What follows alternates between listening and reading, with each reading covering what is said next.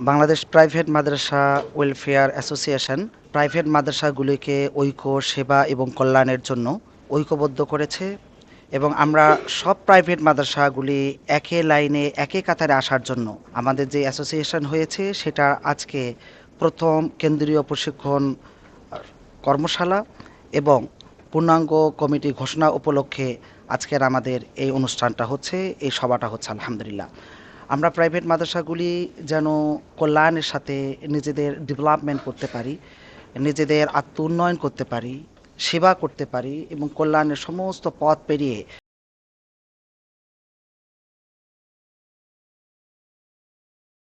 চাই। এই কাজ খিদমতুল খালকের কাজ, এই কাজ অরাজনীতিক, এই কাজ শুধুমাত্র আল্লাহর রেজাবন্দির জন্য।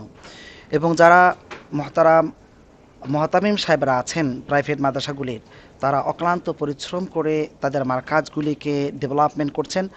আমরা তাদের এই ডেভেলপমেন্টের মাত্রাকে আরও বাড়িয়ে দিতে চাই। আমরা আমাদের প্রাইভেট মাদ্রাসা ওয়েলফেয়ার অ্যাসোসিয়েশন, এটার উদ্দেশ্য হলো বাংলাদেশে যত প্রাইভেট মাদ্রাসা আছে সমস্ত মাদ্রাসাগুলোকে একত্রিত করা এবং এক প্ল্যাটফর্মে ঐক্যের মাধ্যমে যেন আমরা চলতে পারি। আমাদের এই অ্যাসোসিয়েশনের উদ্দেশ্যের মধ্যে একটা আছে যে বিভিন্ন কর্মশালার মাধ্যমে আমাদের শিক্ষকবৃন্দদেরকে যেন আমরা আরও উন্নত থেকে উন্নততর করতে পারি।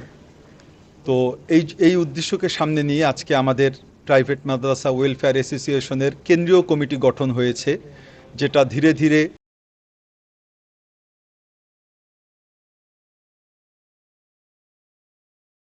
পৌঁছে যাবে। বিভিন্ন থানা থেকে অলরেডি আমাদের সাথে যোগাযোগ করেছে। আজকের অনুষ্ঠানের জন্যই আমরা অপেক্ষমান ছিলাম। আজকে অনুষ্ঠান যেহেতু সুষ্ঠু সুন্দরভাবে হয়েছে, আমরা ইনশাল্লাহ অতি দ্রুতই থানায় আমাদের কার্যক্রম শুরু করব।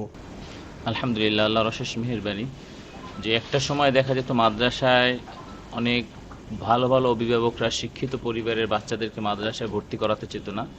ওই সময় থেকেই প্রাইভেট মাদ্রাসাগুলো শুরু হয় এবং আলহামদুলিল্লাহ স্কুলের মতো না, বরং স্কুলের থেকেও বাংলা, অঙ্ক, ইংরেজি ভালোভাবে আমরা পাঠদান করে থাকি, যার কারণে আলহামদুলিল্লাহ এখন মিরপুরই প্রায় 400-র মতো, বৃহত্তর মিরপুরে 400-র অধিক প্রাইভেট মাদ্রাসা আছে। আলহামদুলিল্লাহ আজকে প্রায় 1.5 শতাধিক প্রাইভেট মাদ্রাসা বাংলাদেশ অ্যাসোসিয়েশনের সাথে সংযুক্ত হয়েছিল এবং আজকে এই কর্মশালায় তারা উপস্থিত ছিল।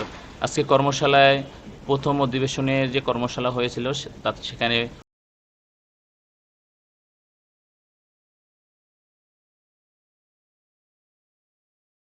যেন আমাদের দেশের স্বার্থে এবং দেশের কল্যাণের সাথে কাজ করতে পারে, এটা নিয়েই যেন পরিচালকরা মেহনত করতে পারে, এই বিষয়ে আলহামদুলিল্লাহ কর্মশালা হয়েছিল।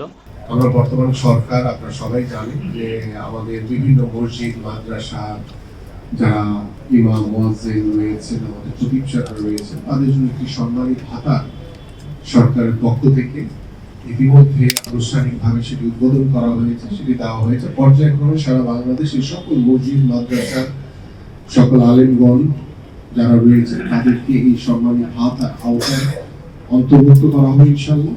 এবং পাশাপাশি আপনাদের এই মসজিদ, মাদ্রাসার উন্নয়নের জন্য কিংবা আপনাদের যে মাদ্রাসাগুলোর উন্নয়নের জন্য আমাদের কর্মদক্ষতা কিভাবে আরো বৃদ্ধি করা যায়, কিভাবে আমাদের একটি মুসলমান দেশ হিসেবে এবং আমাদের একটি ইসলামিক চিন্তাধারার প্রতিফলন কিভাবে আমাদের পরিবারের কাছে, কিভাবে আমরা আমাদের সন্তানদের কাছে, আমরা আগামী প্রজন্মের কাছে ইসলামের সঠিক তথ্যপাত্য, আল্লাহর কোরআনের সঠিক তথ্যপাত্য কিভাবে আমরা পৌঁছে দিতে পারি, সেই বিষয়ে আপনারা সবাই সচেষ্ট থাকবেন, সেটা আমি আপনাদের কাছে প্রত্যাশা করি।